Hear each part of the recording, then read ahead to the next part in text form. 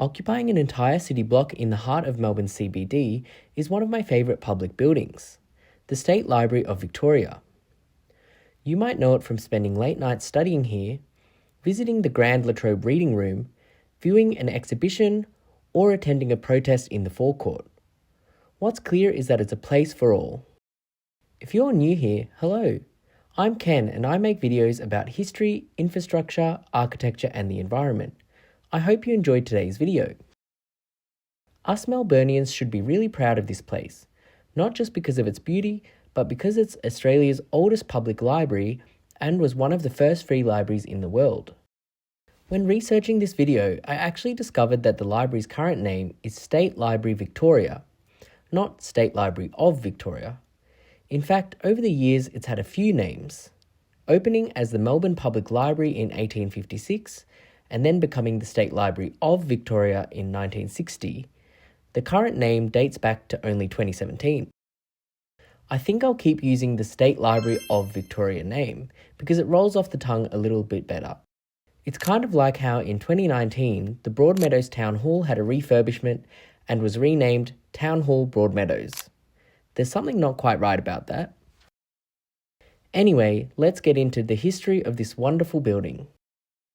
In 1853, the then Governor of Victoria, Charles Latrobe, and major public figure of the time, Redmond Barry, decided Melbourne needed a new library, gallery and museum. They held a competition which architect Joseph Reed won. Reed later went on to design landmark buildings like the Royal Exhibition Building, Melbourne Town Hall and the Geelong City Hall. The practice he started back in 1853 continues to this day as Bates Smart, who more recently designed or contributed to the design of landmarks such as Orica House and Federation Square. When it opened in 1856, the library was one of the first free public libraries in the world, welcoming anyone over 14, as long as they had clean hands. This was a radical idea at the time, when education and literacy were only for the wealthy. The founders believed that access to knowledge was essential for building a civil and prosperous society. The site itself grew quickly, with lots of different buildings popping up over the years. Currently, the site looks roughly like this, not accounting for the different levels of the many buildings. Over time, it housed the Public Library, the National Gallery of Victoria, the Industrial and Technological Museum, and the National History Museum, all within the same city block. The library's website has a great video showing how the buildings expanded over the decades, which I'll link in the bio below. I'd say the most famous part of the library is the Latrobe Reading Room, which was completed in 1913. It's a 6-storey octagonal space, 35 metres across and tall, with an oculus nearly 5 metres wide. At the time, the dome was the largest in the world. Originally designed to hold 1 million books and 600 readers, today it fits around 32,000 books and 320 readers at its desks. By the way, those desks and all the furniture in this room are original, having been designed by the same architects who designed the building. Next time you sit on one, remember that they've seated generations of people for more than 100 years. I think that's pretty special. While today the reading room has beautiful natural light, for decades the skylights in the dome leaked. In fact, a few years ago on a tour of the library, I heard that on rainy days people would come to the reading room with umbrellas because the skylights were so leaky. In 1959, the skylights were covered with copper sheeting. In the decades that followed, this room was much less loved. It was dark and a bit grungy.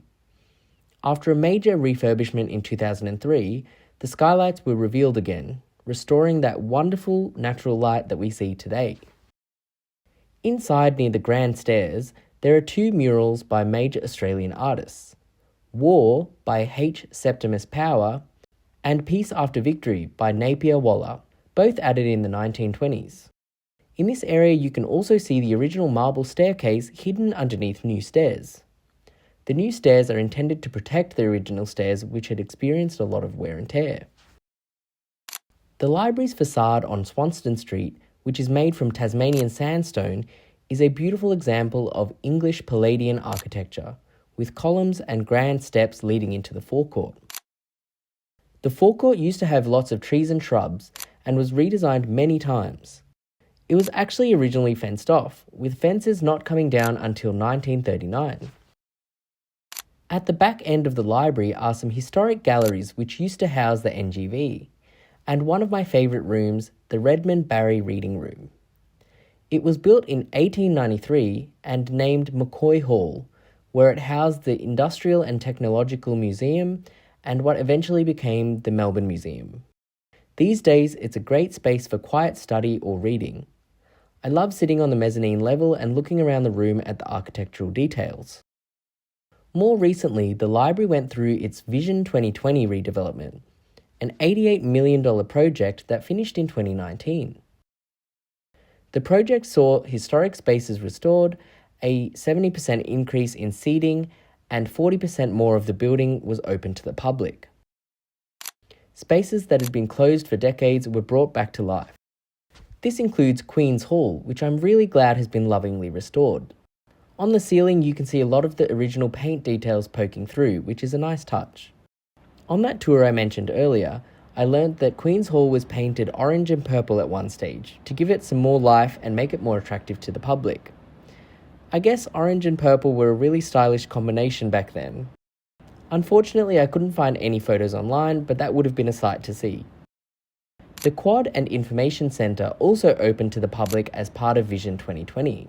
This is actually the basement of the dome and used to be a newspaper reading room back in the day. The four quarters flanking off the main quad area used to be open-air courtyards. The quarters were roofed over and now function as co-working spaces and places for events and workshops. Inside, the library is both a research centre and a community hub, hosting exhibitions, talks, workshops, and family activities.